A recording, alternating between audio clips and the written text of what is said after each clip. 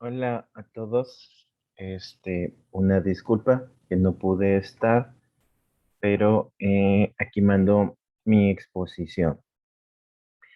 Yo voy a hablar del capítulo 11 del libro de Arango, Síndromes clínicos relacionados con violencia y victimización.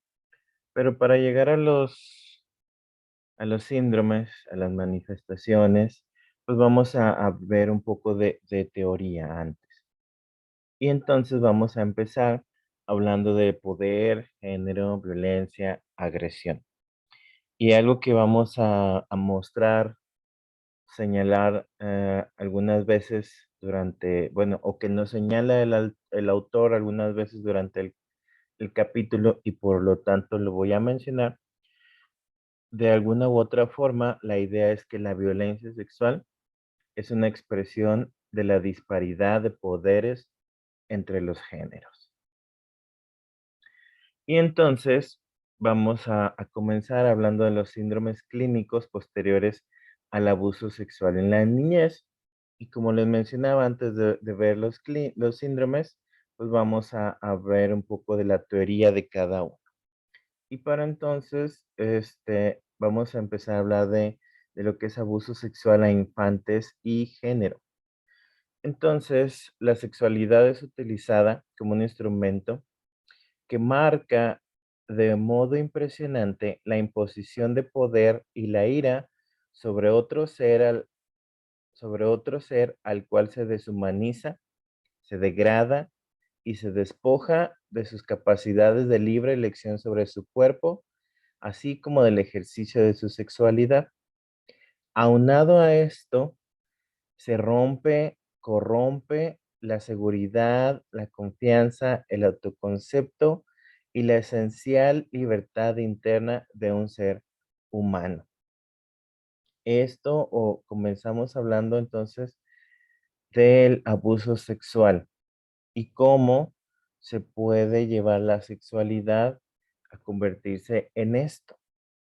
La fuerza física y el hábito del infante a obedecer a los adultos en algunas ocasiones asegura la complacencia de quienes van a abusar, ya que los infantes a menudo obedecen a los adultos sin pensarlo. El poder sobre los infantes le da a los adultos la fuerza y el dominio sobre ellos, ya que culturalmente se considera que los infantes son propiedad de los adultos. Por otra parte, los niños necesitan y quieren ser aceptados. Está dentro de ellos que los niños busquen esa aceptación, el ser amados, el ser cuidados, el ser protegidos. Y eso entonces nos da una combinación que puede ser dentro o fuera de la familia que hace que los abusadores tomen ventaja de estos requerimientos naturales de los niños y por lo tanto impongan su dominio de una manera más fácil. Y entonces vamos a dar algunos conceptos. El abuso sexual sería todo hecho o todo aquel hecho en el que se involucra una actividad sexual inapropiada para la edad del infante, que se le pida que guarde el secreto sobre dicha actividad y se le percibe o se le hace percibir que si lo relata, provocará algo malo a sí mismo, al perpetrador y a la familia. Estos actos sexuales provocan sentimiento de confusión emocional, miedo, quizá en algunas ocasiones alguna víctima pueda sentir placer, pero estas experiencias son consideradas extrañas y desagradables para el infante, aunque se pudiera decir, pues que de todos modos ocasiona placer, eso no quita que las circunstancias donde se da el abuso sexual sean desagradables para el infante. Esa es la definición. ¿Qué entra dentro del abuso sexual? Bueno, incluye todo la desnudez, exposición al material sexualmente explícito, el tocamiento corporal, la masturbación, el sexo oral, anal y o genital, el exhibicionismo, las insinuaciones sexuales, conductas sugestivas, el presenciar cómo abusan sexualmente de otro infante, la exposición a actos sexuales entre adultos, y aquí yo quisiera agregar, ya sea de manera involuntaria, por así decirlo, que no, pues es que no queríamos que nos viera, pero de todos modos te vio, o de todos modos el niño te vio, se está cometiendo el abuso sexual. Entonces, exposición a actos sexuales entre adultos, la prostitución, la pornografía infantil y otros elementos que pudiéramos ir agregando. Otro concepto que es importante analizar, recordemos, pues estamos hablando del abuso sexual en la niñez. Otro concepto que podemos mencionar o que menciona el autor es el incesto. El incesto es definido como el contacto sexual entre miembros de una familia y parientes, incluyendo aquellos o aquella familia ya sea inmediata o mediata, es decir, que tenga lazos de sangre. La actividad sexual entre miembros de una familia de edades similares, sin que exista entre ellos un desbalance de poder, donde hay un acuerdo mutuo, es un tipo de incesto donde no hay abuso sexual. Es decir, puede haber incesto sin abuso sexual cuando se presentan estas circunstancias, edades similares y donde no haya un desbalance de poder y que haya un acuerdo mutuo. Ahí no habría abuso sexual, pero sí es incesto. Ahora, el término incesto no puede quedar solamente en los lazos de sangre, ya que para entender su trascendencia real es necesario visualizar más allá y centrar la atención profesional en los vínculos emocionales y afectivos que existen entre la víctima y victimario. La mayoría, o bueno, creo que lo hemos escuchado ya varias veces y lo menciona el autor, la mayoría de abusos sexuales se hacen por personas conocidas, familiares o no familiares, pero son personas conocidas, personas cercanas. Y entonces, algo que yo no sabía, lo confieso, es que tenemos que nosotros incluir los vínculos emocionales y afectivos que exista entre la víctima y el victimario también para considerarlo como incesto. A lo mejor no en el aspecto legal, pero sí nosotros para poder atender de mejor manera a alguna víctima. Entonces, debemos de considerar los vínculos emocionales y afectivos que existen entre la víctima y victimario, aunque no haya lazos de sangre. Esta nueva concepción de incesto considera que existen repercusiones a dos niveles. Hay una repercusión o una consecuencia por un desbalance de poder y porque se rompió la confianza y además por los límites del infante.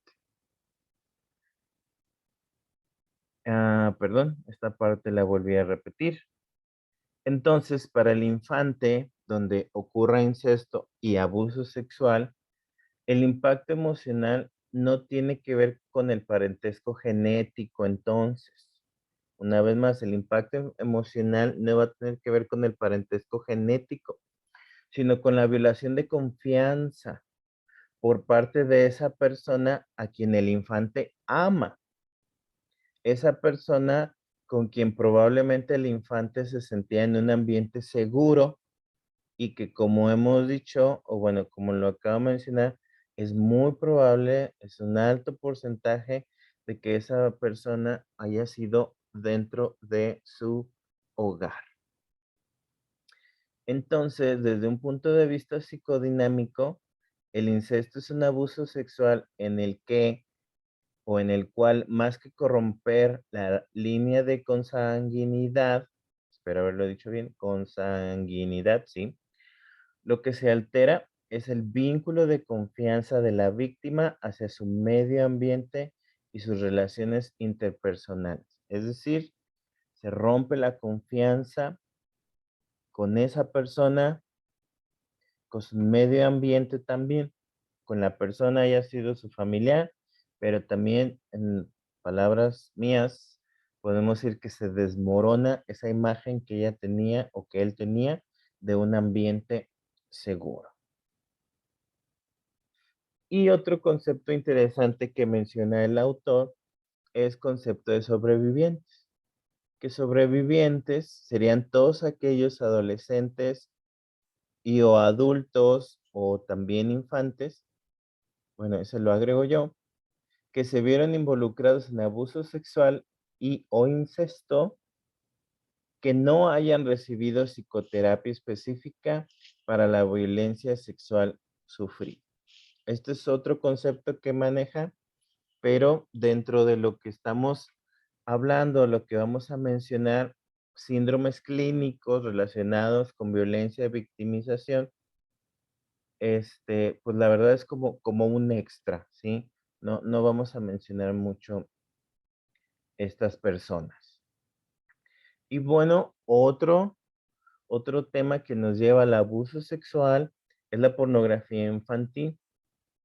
Entonces, la pornografía infantil es el material exhibido que nada tiene que ver con el desarrollo de los infantes y sí con la brutalidad y la deshumanización de los infantes obligados a participar en actividades degradantes.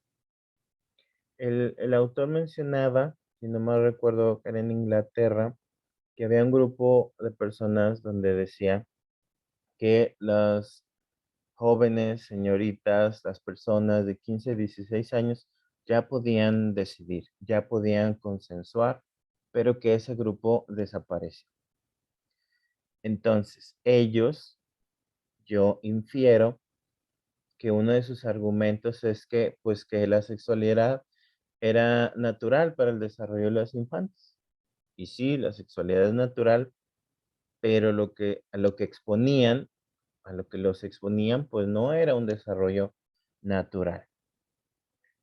Lo que aparece entonces en la pornografía infantil está modelada para el gusto del consumidor. Este es otro argumento que rompe para quienes pudieran defenderlo con esto, ¿no? ¿Por qué no está bien?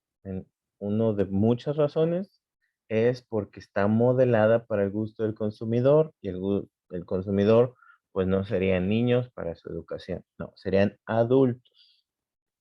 La pornografía infantil está relacionada con la pornografía donde se utilizan mujeres adultas, ya que en la pornografía de mujeres adultas, a las mujeres se les infantiliza, es decir, se les muestra con inocencia, con ingenuidad, en obediencia. Estas actitudes las toman en el papel pornográfico que desempeñan. Wheeler señala que estos dos estilos de pornografía se encuentran enlazados, la pornografía infantil y la pornografía adulta, por la identificación de infantes con mujeres y de mujeres con infantes. Es decir, a los infantes se les muestra como mujeres, como adultos, y la pornografía de adultos se les refleja con características infantiles. Y entonces esto llena la necesidad, como dice este autor, que espero que se diga Brev-Manent, o como se diga, de encontrar objetos sexuales sumisos, dependientes, sin agresividad ni demandas propias. Eso es realmente a lo que se llega. Estás convirtiendo a un niño con todos sus derechos, con toda su inocencia, y lo estás convirtiendo en un objeto sexual y lo haces sumiso, dependiente, sin agresividad ni demandas propias. Y ahora sí, las primeras consecuencias de varias que vamos a mencionar. Consecuencias en los infantes. ¿Qué alteraciones pueden tener? Bueno, alteraciones en los hábitos escolares, berrinches, desobediencia, querer hablar como bebé, rebeldía, son agresivos verbalmente, pueden romper objetos, mienten, onicofagia, aislamiento, enuresis, pueden ser agresivos físicamente, pueden tener alteraciones del sueño como no poder dormir sin acompañante o que tienen que dormir con los padres. Pueden presentar miedos como a que se enoje la mamá, a ser violentado, a estar solo a la noche, a la oscuridad, a los hombres, a ir a un lugar específico, a estar en un lugar específico, a que la madre sea violentada, a los adultos en general, algún hombre, alguna persona en específico, miedo a salir a jugar, miedo a convivir. En la escuela va a presentar falta de atención, falta de concentración, falta de realización de tareas, falta de calificaciones, mala conducta, aislamiento. También puede presentar demandas de afecto, quiere demandas de más cariño, puede presentar llanto, demanda de que se cumplan sus caprichos, de no poder separarse de la madre o el padre. Y en la alimentación puede presentar aumento de peso, puede nada más picar su comida, jugar con su comida y presentar dolor de estómago. Yo creo que, otra vez a nota personal, creo que lo que la mayoría de las personas nos fijamos en primero es esto, en la escuela, los cambios que puede presentar la escuela, y eso porque nos dice el profe o la maestra de los niños. Y quizá de ahí podemos empezar a ver algunos cambios normales del niño, bueno, cambios, no normal, ¿verdad? Pero cambios del niño, y entonces las familias quizá empezamos a sospechar, ¿no? Que algo malo tiene, todavía no sabemos ni qué, pero creo que, pues, yo no soy padre y tampoco no juzgo, pero creo que podríamos avanzar en la solución de los problemas si identificáramos primero en el hogar, primero al ver al niño y digamos que la escuela corrobore que quizá hay algo mal y no al revés. Porque algo que es importante, algo que nos señalaba el autor, es que entre más pronto se ayude, se pueden tener mejores resultados, se puede brindar una mejor ayuda. Entre más pronto se brinde la ayuda, la terapia en alguno de estos traumas, es mejor para las víctimas. Y entonces, por eso daba este comentario, que cuando ya se dieron cuenta la escuela, quizá ya pasó más tiempo del que debía y nosotros en los hogares pudimos estar más atentos. Y entonces, también cuando algún infante ha sido violado o ha sido víctima de abuso sexual, podemos tener infantes reactivos sexualmente. Y son aquellos o van a presentar conductas no mutuas, pueden estar en diferentes edades o en diferentes niveles de desarrollo. El infante está más involucrado en el área sexual que en otros aspectos de su desarrollo psicosocial. Infantes que saben más de sexualidad que lo que corresponde a su edad y desarrollo. Son infantes que continúan involucrándose en conductas sexuales a pesar de que los padres o los cuidadores los han confrontado y los han desalentado. O sea, a pesar que tratan de bajar su conducta sexual, de desalentar, desmotivar, siguen ahí. Los infantes parecen incapaces de detener las conductas sexualizadas. Su conducta sexual hace sentir incómodos a otros infantes. Parecen no entender que las personas tienen derecho a ser tocadas en algunas partes y en otras no. Quizá un ejemplo de eso, o sea, sería que no sean capaces de entender que un abrazo está bien, pero que no está bien que toque sus partes de alguien más, ¿no? Es un ejemplo que se me ocurre.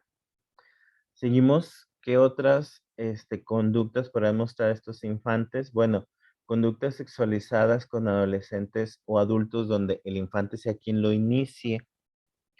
No sé, bueno, en mi primer caso que presenté en supervisión, No creo que recuerden, pero era una exalumna, ya hace como 4 o 5 años que fue mi alumna, pero, en alguna de las sesiones platicaba que ella de chiquita estaba atraída por un amigo de su papá, y que eran unas familias muy unidas de amigos que salían en viajes juntos, etcétera.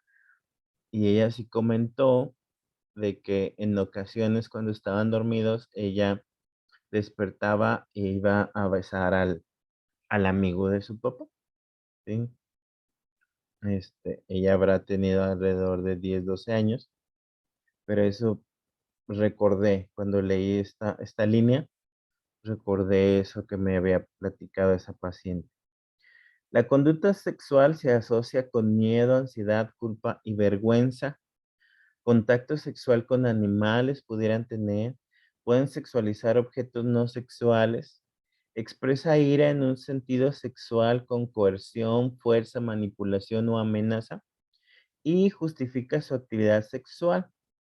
En el juego sexual, los infantes rara vez tienen la necesidad de justificar su conducta. Entonces va a ser un infante que esté justificando de más lo que hace. ¿Y qué consecuencias a largo plazo pueden presentar del abuso sexual en la infancia? Hablando de su autoimagen, pueden tener una mala autoimagen, una mala percepción corporal, que se vean feos. Pueden sentirse que no son ellos mismos. Van a tener dificultad o pueden tener dificultad para integrar sexualidad con emociones. Se sienten sucios sexualmente. Una autodevaluación, una sensación de ser diferente a los demás, vergüenza, de inadecuación, sensación de tener un secreto horrible, de capacidad limitada para ser feliz o son infelices, necesidad de ser perfectamente bueno, una sensación de que están marcados, una sensación de que parecen tontos, una desconfianza para creer en la felicidad, pueden enojarse constantemente, pueden tener necesidad de controlar, una incapacidad de decir no, incapacidad para confiar en los demás, miedo a perder el control, incapacidad para establecer límites a los demás, estar muy pendiente de lo que uno expresa en palabras, estar, tienen miedo a estar solos, ser en general reservados o callados, miedo a que sea revelado su secreto, no están muy conscientes del miedo que los rodea, tienen terror al abandono, facilidad para sobrecogerse, creación de relaciones fantasiosas, patrón de relación con personas mucho mayor de edad, urgencia de contar su secreto, necesidad de ser poderoso, ansiedad de ser observado o observada, hacer automáticamente lo que los demás desean, aversión a ser tocado. Pueden presentar depresión, pueden sentir culpa, pueden sentir falta de cuidado de la salud propia, entrar a crisis fácilmente, rabia, miedo a la propia ira, pueden tener sensación de adormecimiento mental que puede estar asociado con algún recuerdo, emoción o situación particular, pueden tener un bloqueo de la memoria en la infancia, pueden tener flashes de memoria, dolor de cabeza, pesadillas, conducta compulsiva, terror en la noche a ser asaltado, terror en la noche a ser atrapado, extrema privacidad para usar el baño. Estas son algunas consecuencias que pueden presentar a personas a largo plazo si tuvieron abuso sexual durante la infancia. Y entonces, ahora sí vamos a estar mencionando algunos síndromes clínicos posteriores al acoso sexual, pero nuevamente el autor nos presenta un poco de teoría antes. Los términos de acoso sexual y hostigamiento sexual se refieren al mismo tipo de conducta sexual depredadora, es decir, es lo mismo. Sin embargo, se utiliza el segundo para el ámbito en el cual quien hostiga detenta una posición de autoridad. Puede ser laboral, es decir, jefe, escolar, maestro, maestra, tiene una autoridad sobre quien es hostigado. El acoso se referiría al ámbito en el cual dichas relaciones de mando no están dadas. Cooper define al hostigamiento como cualquier comportamiento que resulte ofensivo, incómodo o humillante y que niegue a una persona la dignidad y el respeto al que tiene derecho. Así, se trata de conductas intimadan, perdón, intimidantes que expresan poder y que son manifiestas a través de comportamientos sexuales, entre los que se encuentran miradas, palabras, bromas, solicitar favores sexuales, así como tocamientos no provocados ni deseados. Esto abarca un espectro que va de lo sutil hasta la exigencia a través de la imposición. El seductor, ya sea que le llamamos acoso o hostigamiento, no va a atacar de manera frontal, más bien falsea la realidad y opera por sorpresa y en secreto. Irigoyen subdivide este dominio en tres aspectos. Número uno, una acción de apropiación mediante el desposeimiento del otro. Número dos, una acción de dominación que mantiene al otro en un estado de sumisión y dependencia. Y número tres, una acción de discriminación que pretende marcar a la otra persona. En el hostigamiento se emplean tácticas de premio y castigo juntos a una amenaza o de hecho hacer difíciles las condiciones de estudio o de trabajo. El acoso y el hostigamiento involucra a ambos géneros, pero la mayoría de los casos están relacionados con mujeres atacadas. Las consecuencias del trastorno postraumático son similares al de la violación, ya que al final de cuentas el acoso y el hostigamiento constituyen una manera de violar a una persona.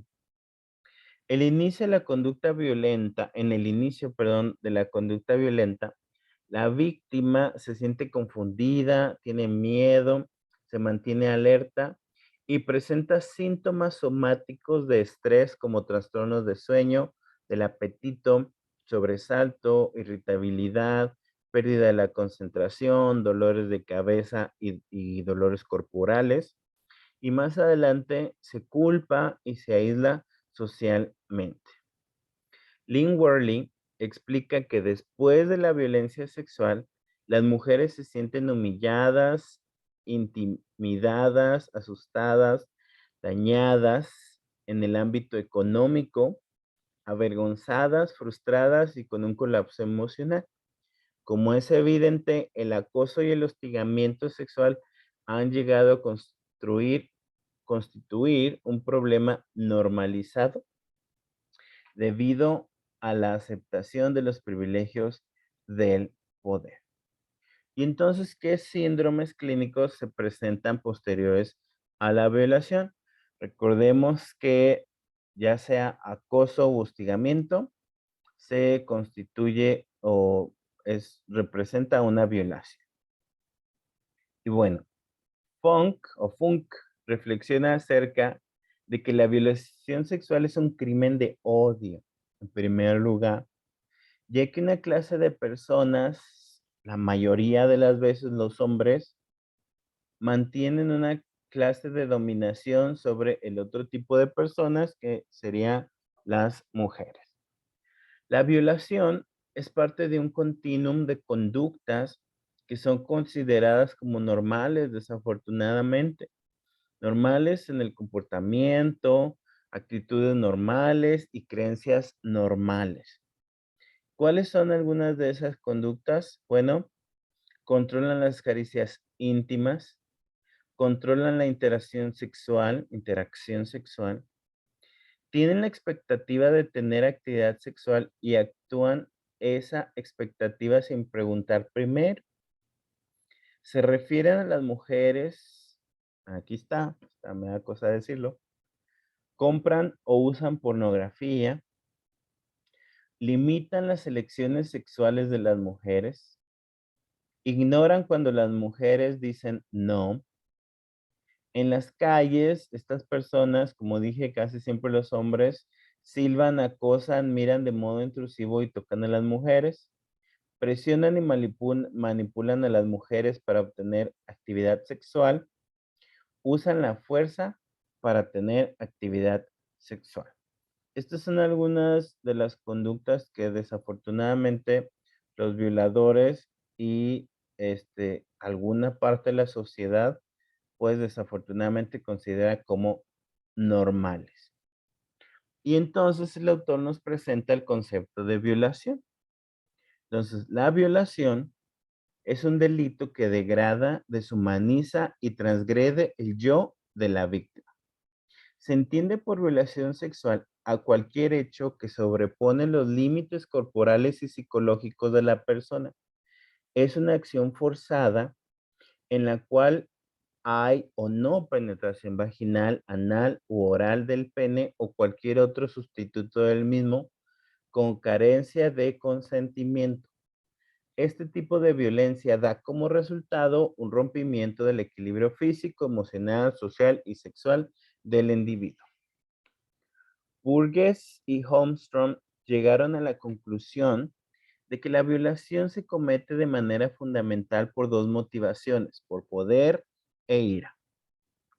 En la violación por poder, el violentador intimida a su víctima por medio de la amenaza del daño corporal, uso de armas, fuerza corporal o inclusive psicológicamente, y el agresor pretende cerciorarse de su fuerza, identidad e idoneidad sexual, es decir, busca o lo que hace durante el acto sexual o durante la violación es mostrar su poder. Final de cuentas es mostrar su poder. En la violación por ira, el violador se ensaña con la víctima y manifiesta rabia y odio, algo que no manifestarían, sí creo que sí se dice, en la violación por poder. Las causas se encuentran en el odio general hacia todas las mujeres y, en ocasiones, la vergüenza y el odio personal hacia la víctima. ¿Y qué consecuencias de la violación? ¿Cuáles son las consecuencias de la violación? Hay tres fases. La primera fase es la fase de impacto o de reacción inmediata, la cual tiene una duración de entre unos días, ¿ok? A unas semanas. Se manifiesta por un estado de gran ansiedad, desorganización, confusión, choque y desconfianza. A menudo los patrones de sueño están alterados.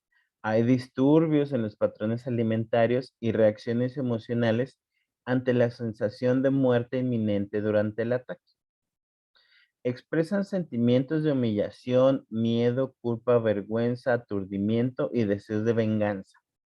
Si no hay una atención psicológica idónea, se evoluciona hacia un periodo intermedio en el que hay una gran resistencia por parte de la víctima a ser ayudada y a hablar de lo sucedido. Se esfuerza por olvidar el ataque y su reacción es de silencio.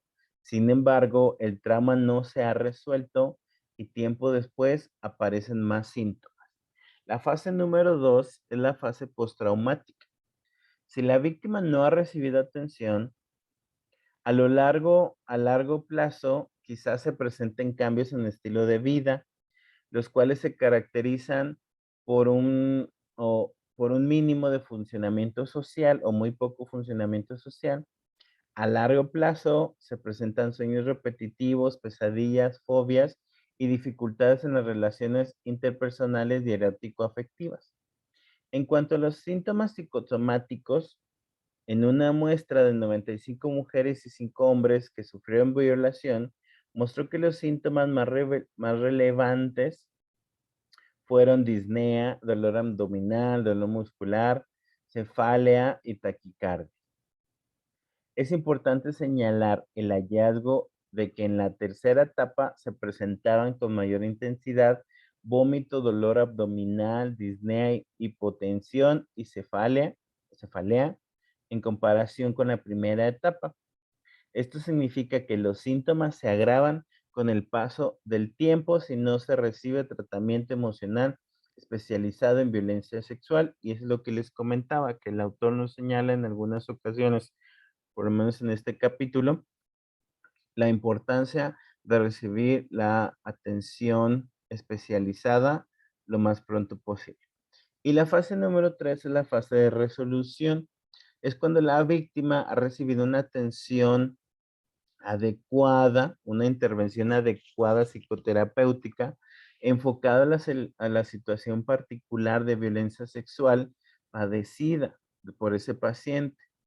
Entre otros resultados fundamentales de este tipo de tratamiento, que la autoestima y sensación de ganancia de poder del individuo se incrementan. Asimismo, el estado de victimización es detenido y con el tiempo hasta eliminado. La persona está lista para incorporar el hecho a su vida como una experiencia que le ha permitido conocer, como en todas crisis, sus recursos extraordinarios. No obstante lo anterior, quedan a largo plazo cicatrices como la desconfianza en las relaciones interpersonales. Y bueno, la psicoterapia dirigida a víctimas de violencia sexual. ¿Cuáles serían los objetivos o los objetivos psicoterapéuticos generales para cualquier o para las diferentes modalidades de violencia sexual? Y el autor nos señala que, bueno, estos objetivos son con un enfoque cognitivo-conductual. Los objetivos serían, número uno, reorganización de la estructura del yo que ha sido rota e invadida. Recuperación del control sobre los límites yoicos. Recobrar el control sobre los límites corporales. Reorganización de la autoimagen. Trabajar sobre el autoconcepto. Análisis de las reacciones poder-género. Manejo de la sensación de autoculparse. Recuperación y utilización de las relaciones en el entorno familiar. Recuperación y utilización de la red social.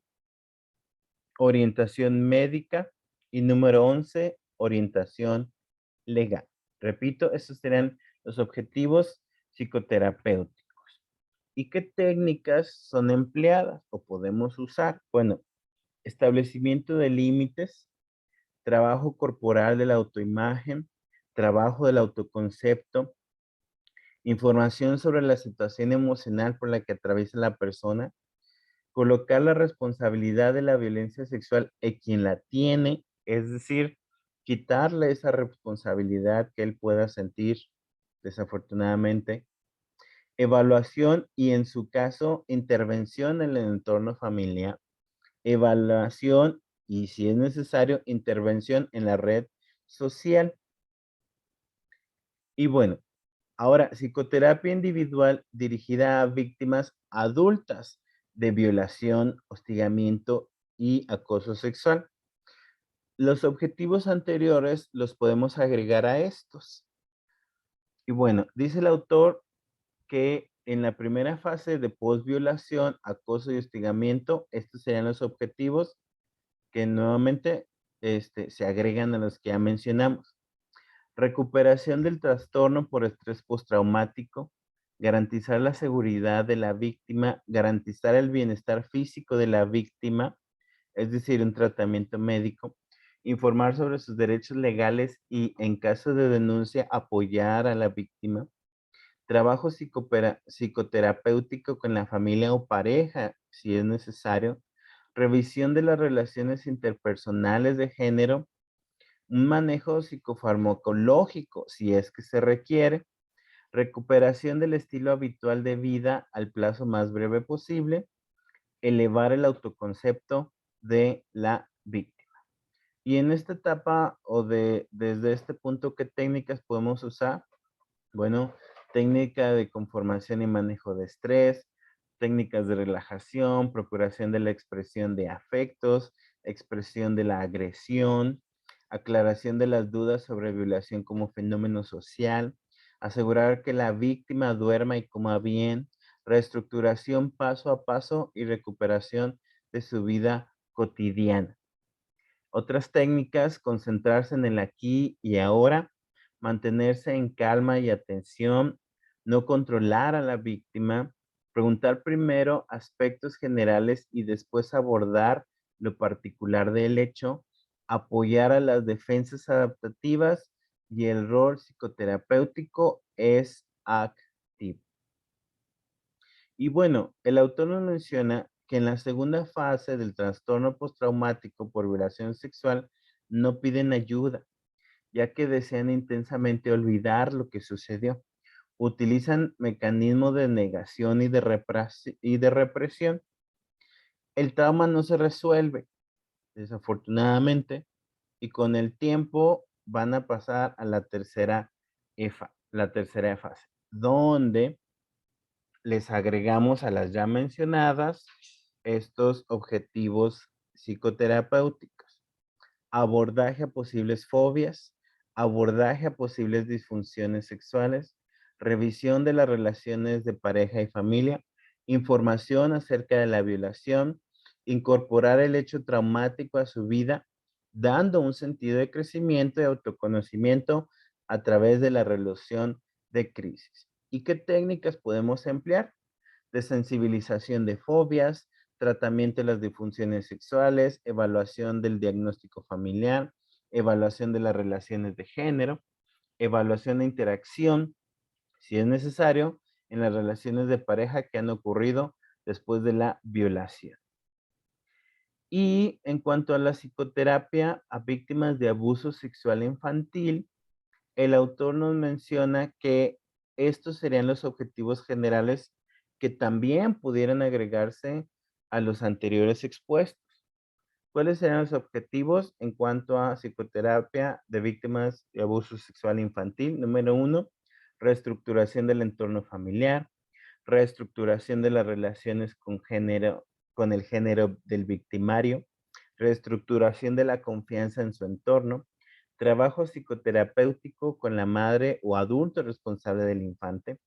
De acuerdo con la etapa del desarrollo, brindar información sobre la sexualidad humana, valorar la posibilidad de infecciones de transmisión sexual, valorar en infantes del género femenino la posibilidad de embarazo. Aquí me faltó el numerito. Tratamiento de los síntomas específicos que presenta cada víctima. ¿Y qué técnicas podemos utilizar hablando del abuso sexual infantil?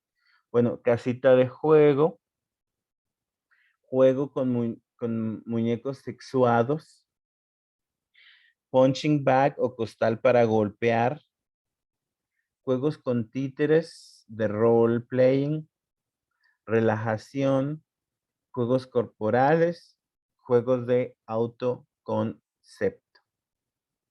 Si, bueno, si no estoy en vivo, yo la verdad desconozco casita de juego con los muñecos, juego con muñecos sexuados conozco muy poco, pero lo desconozco.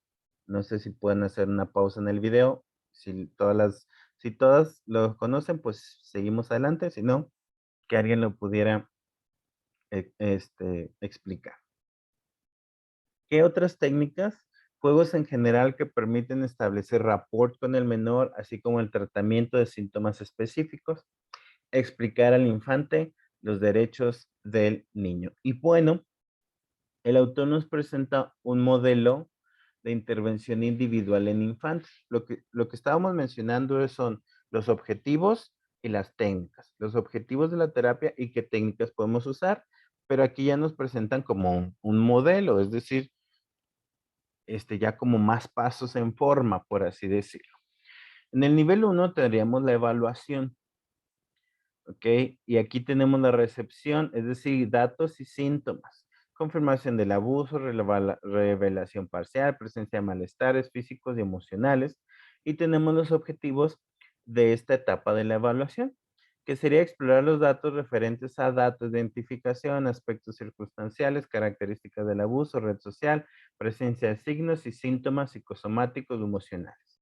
Y luego pasaríamos al rapport, donde sería el manejo de la angustia, desarrollo de confianza, desarrollo de comunicación, y los objetivos serían promover una dinámica de confianza, afirmación y conocimiento entre el menor y la terapeuta. Exploración observacional es donde observamos o exploramos, valga la redundancia, comportamiento general del niño en relación a la terapia, la dinámica familiar, al trauma del abuso, y los objetivos serían, a través de la observación, interacción con el niño, conciencia del motivo de la terapia y la actitud hacia el terapeuta de parte del el paciente, si no mal recuerdo, decía ahí. En el nivel 2, en el procesamiento de trauma, tenemos el dominio cognoscitivo, que es la exposición del abuso sexual y el maltrato, y los objetivos serían establecer y facilitar la comunicación con respecto al evento del abuso sexual, ayudar a la víctima a que perciba correctamente el desbalance de poder, la responsabilidad del agresor, la diferencia entre consentir y tolerar, intencionalidad, posibles resultados.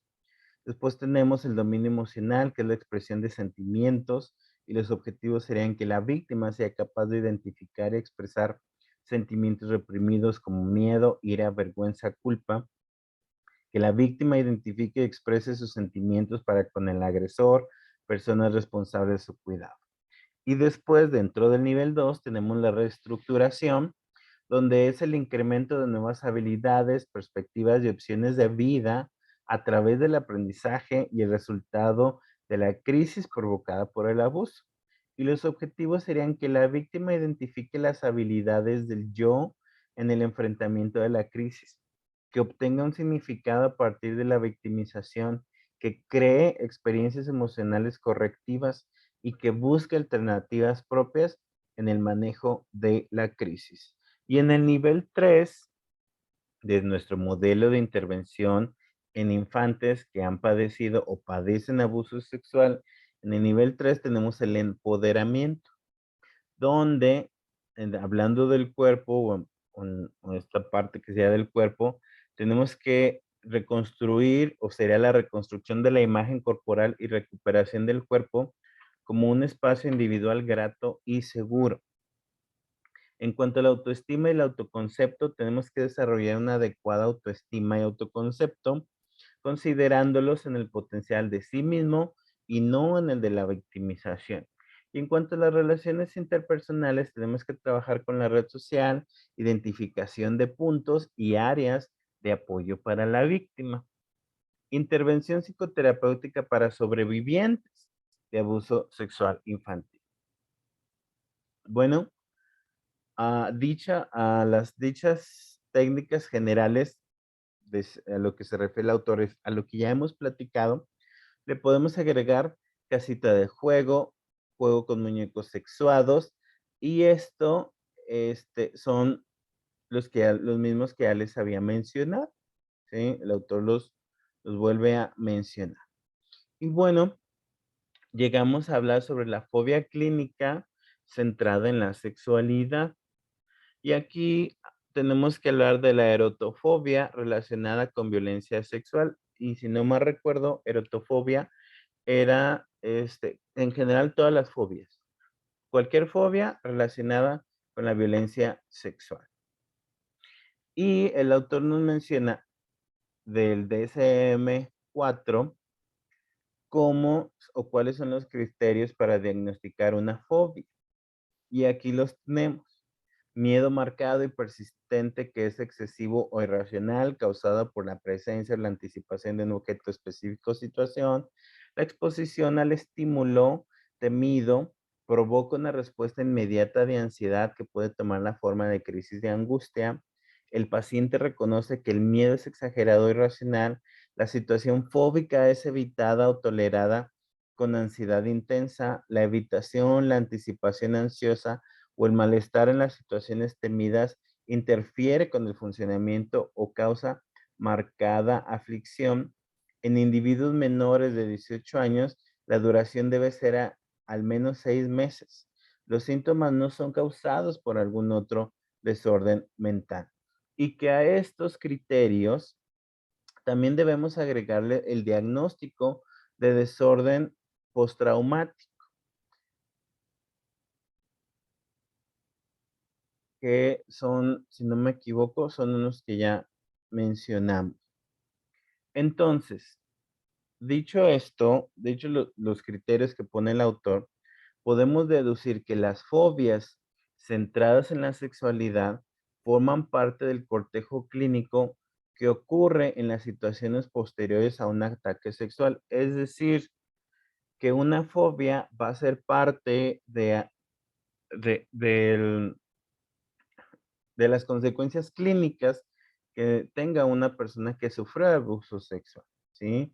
O sea, no solamente son las cosas que ya hemos mencionado, como el sueño, el bajo rendimiento escolar, etcétera, etcétera, somatización de problemas, sino que muy probablemente esté desarrollando una fobia que también tenemos que tratar en terapia. Y bueno, aquí el autor señala la homofobia.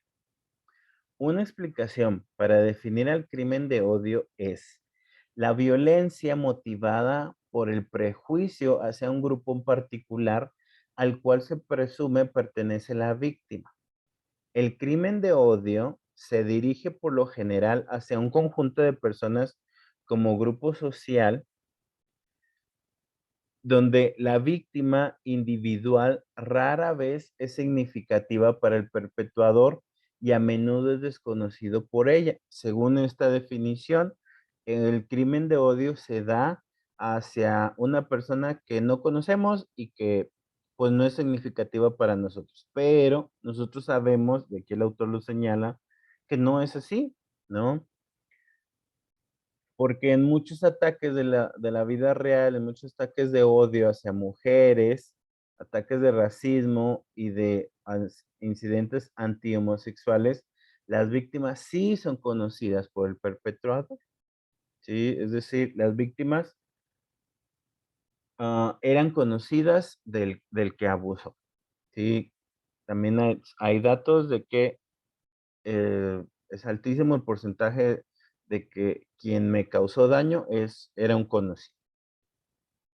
Es un hecho que muchos niños usan términos homofóbicos aún antes de comprender el significado de qué es la homosexualidad, de modo que el ser homosexual o no existe en la dinámica interna de los grupos como un estereotipo de la cultura de pares, más allá de los prejuicios contra los homosexuales.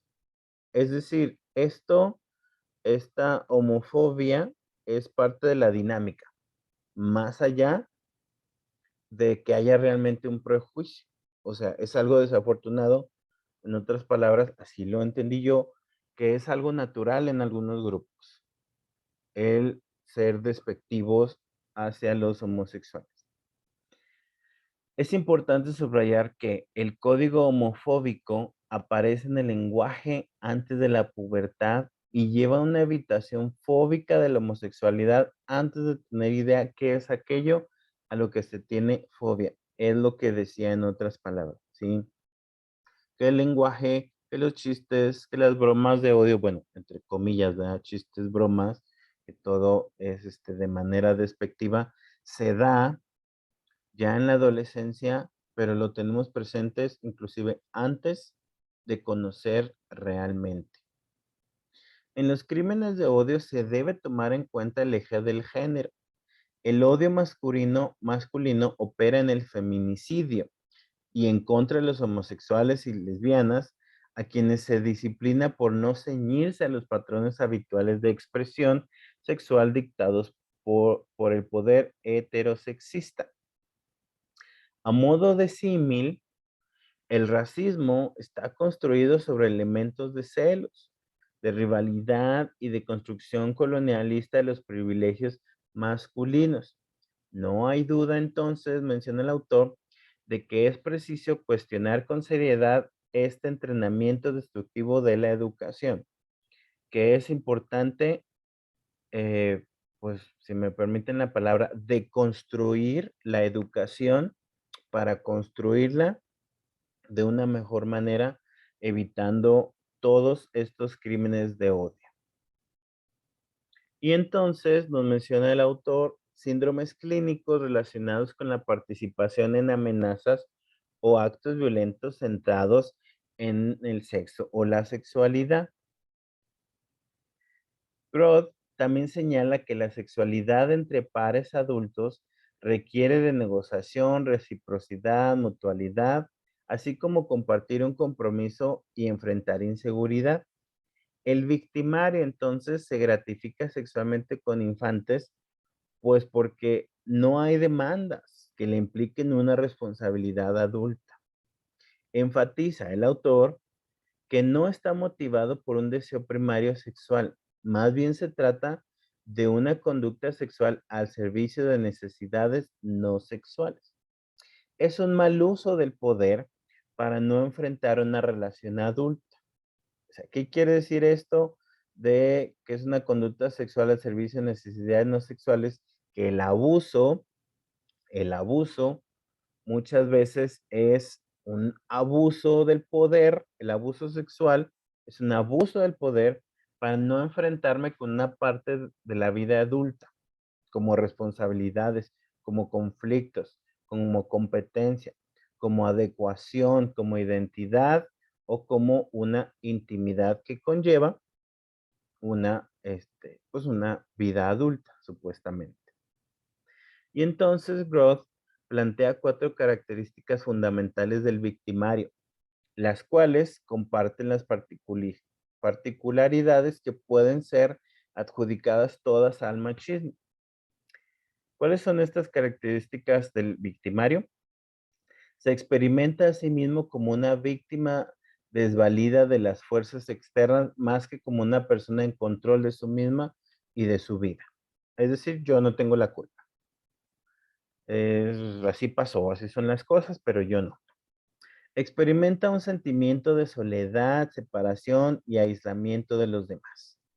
Tiene un estado subyacente de miedo, vacío y depresión, con baja autoestima y autoconfianza. Es hipersensible a la crítica, a ser rebajado y rechazo. Esta falta de inseguridad y comodidad consigo mismo lo llevan a tener habilidades deficientes para la empatía y sustituye la fantasía por la realidad. Y entonces, Hebrad intentó agrupar en categorías a los individuos que cometen violaciones y describió en 5 grupos a los varones, con defectos en los procesos intelectuales o del pensamiento, es decir, deficientes mentales, psicóticos y personas muy intoxicadas con alcohol o drogas, con defectos de aprendizaje o de interrelación social, con trastornos en el desarrollo de la personalidad, con neurosis o ciertos modelos de conducta desviante y por último, pues normales. Y aquí como que, pues la verdad no estoy muy de acuerdo porque, am, pues no nos da un recurso más, ¿no? O sea, pues ya este autor, no el del libro, pero este autor, pues de perdido nos da categorías y ya nos da algunas, ¿no? Un poco más definidas, pero luego nos dice, pues personas normales, o sea, ¿cómo? Pero bueno, o a lo mejor no le entendí yo. Y entonces, también el autor del libro nos presenta un modelo de Finkelhor de precondiciones a que un individuo cometa abuso sexual. Esto es lo que me refería, o sea, que ya nos da un algo más. Número uno, ¿qué condiciones o qué situaciones precondicionan a un individuo a que un individuo cometa abuso sexual? Factores relacionados con la motivación de abusar sexualmente. Los factores sociales y culturales de una masculinidad dominante y poderosa, el uso de pornografía infantil y la tendencia a sexualizar las necesidades emocionales son niveles de explicación que se entrelazan con el factor. Factores que disminuyen las inhibiciones internas. En esta precondición se plantea de nuevo que la pornografía infantil desempeña un papel de explicación, así como la falta de habilidad para identificar las necesidades de los menores, la ideología patriarcal y las prerrogativas del padre. Factores que predisponen a disminuir las inhibiciones externas. En esta precondición destacan la desigualdad de la mujer y la ideología de la santidad de la familia. Y número 4, factores que predisponen a vencer la resistencia en los infantes. Los factores sociales y culturales se refieren a la posición de indefensión social en la infancia y el escaso acceso a la educación sexual de los menores. Y entonces tenemos los patrones de comportamiento sexual de riesgo que exponen al individuo y a otros a contraer alguna enfermedad de transmisión sexual. Ramos Lira demostró la misma asociación entre violencia sexual y uso de sustancias en población mexicana. Es decir, las personas que usan drogas, que abusan del alcohol y otras sustancias, pues tienen una asociación o están relacionados muchas veces con la violencia sexual. Y entonces nos dice el autor, mantenerse sobrio es una conducta recomendada de autoprotección que permite el razonamiento y la toma de decisiones adecuadas en las relaciones interpersonales. Los hombres que sufrieron abuso sexual presentan mayores dificultades para controlar sus impulsos y tienen mayor probabilidad de perpetrar actos sexuales coercitivos contra otras personas. Esto se acentúa en aquellos que fueron abusados más a temprana edad o que recibieron abuso crónico. Aquí tenemos otra correlación. Personas que fueron abusadas o que recibieron abuso crónico son personas que presentan mayores dificultades para controlar sus impulsos y a lo que esto puede llevar. Y diversos estudios reportan que los hombres que sufrieron abuso sexual en la infancia muestran una mayor incidencia en la tasa de infección por VIH. En cuanto a las mujeres, las sobrevivientes de violación enfrentan el riesgo de sufrir una infección de transmisión sexual. O sea, desafortunadamente, hay una correlación entre las personas que sufrieron o fueron víctimas de abuso, tienen una mayor probabilidad de tener alguna enfermedad por relación sexual.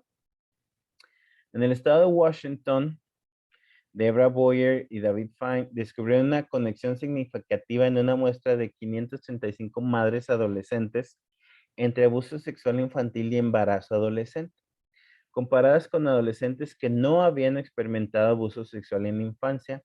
Las adolescentes que sí habían sido víctimas iniciaron una vida coital más temprano, usaban menos métodos anticonceptivos y tenían una mayor propensión al uso de alcohol y drogas. Además, aumentaba la incidencia de que hubieran sido golpeadas por un compañero íntimo, así como de cambiar de sexo así como cambiar sexo por dinero, drogas o por un lugar para dormir. Otro ejemplo de esa correlación que existe.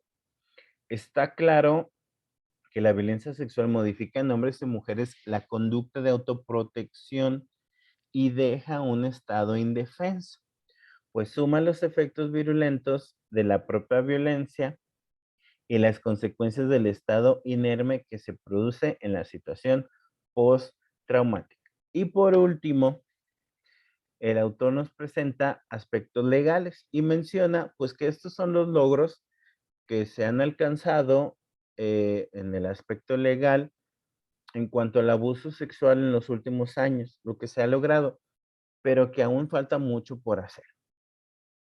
¿Y cuáles son estos logros? Bueno, las penas corporales aumentaron, por lo cual los violadores no alcanzan la libertad bajo fianza. Se incluye la violación equiparada, cambia la denominación de atentado al pudor por delitos contra la libertad y el normal desarrollo psicosexual. En el estupro se elimina, pero cuando el delincuente se case con la mujer ofendida, cesará toda acción para perseguirlo. Queda incluido como violación la cópula con una persona, sea cual fuere su sexo. Se equipara la violación de infantes menores de 12 años con personas que no están en condiciones de acceder voluntariamente o de resistirse. Queda tipificada la violación tumultuaria y aumenta la pena corporal de 8 a 20 años. Suben las penas si el delito lo comete una ascendiente en contra de un descendiente o por quienes ocupan en la familia una situación de autoridad.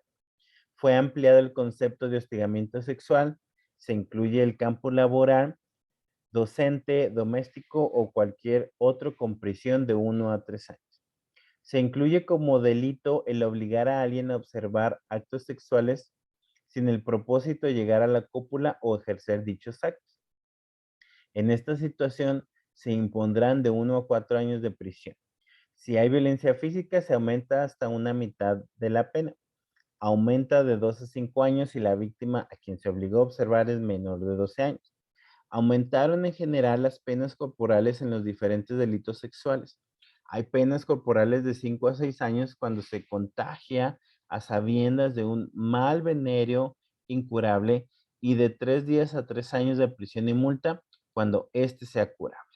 Y el Senado de la República aceptó públicamente la existencia de violación hacia las mujeres en la relación conyugal. Y estos, yo no sé de leyes, pero yo creo que estos son ya viejos, que de todos modos ya se han tenido más logros. Sin embargo, como todos tenemos presente, aún falta muchísimo por lograr en el aspecto legal. Nuevamente, si no puede estar en clase, una disculpa. Espero que haya estado la presentación clara. Muchas gracias y nos vemos.